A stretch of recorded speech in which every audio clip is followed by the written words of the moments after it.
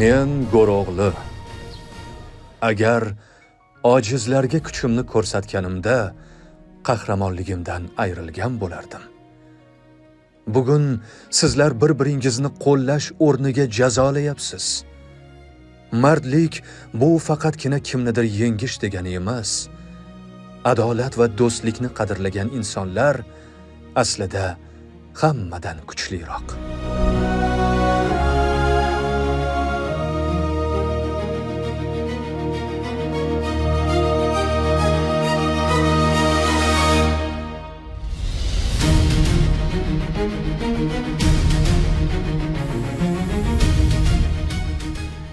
Men Malikai Ayyor. Kuchim qo'limda emas, aqlimda. Sen esa har bir tushunmovchilikni ovozingni baland qilish bilan hal qilmoqchisan. Unutma, o'zingni boshqara olishing eng katta g'alaba. Har bir muammoning eshigi bor. Uni kuch bilan emas, kalit bilan ochish kerak.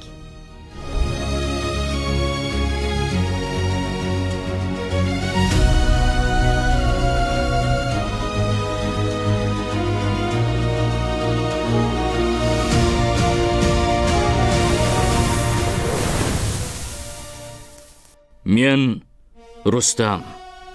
Mehnat, intizom va kuch erkakdagi eng muhim sifatlardir.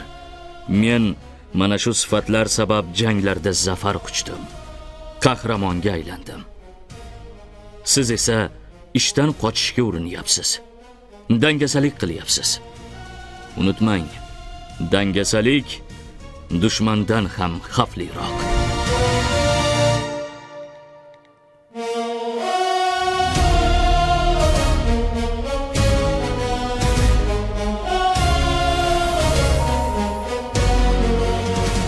Men Yunus Pari.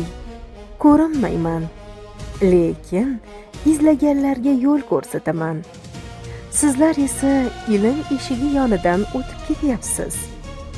Har bir behuda vaqtingiz boy berilayotgan imkoniyatdir.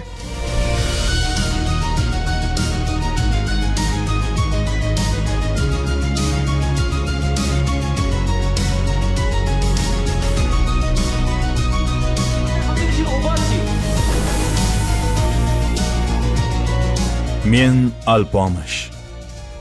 Ota-onaning duosi bilan yo'lga chiqqan yigitman. Unutma, eng katta yo'qotish ularning duosini yo'qotishdir. Ota-ona ba'zan seni tushunmasligi mumkin, lekin seni sevishdan aslo to'xtamaydi. Ota-onangni hurmat qil. Shunda o'z kelajagingni hurmat qilgan bo'lasan. Men Barchinoy. Sabr va hurmat bilan bir oilani asragan qizman. Ota-onaning qalbini sindirish o'zing suyanadigan tog'ni qulatish bilan teng. Agar ular sen sabab ko'z yosh to'kayotgan bo'lsa, bilginki, bu sening eng katta mag'lubiyating.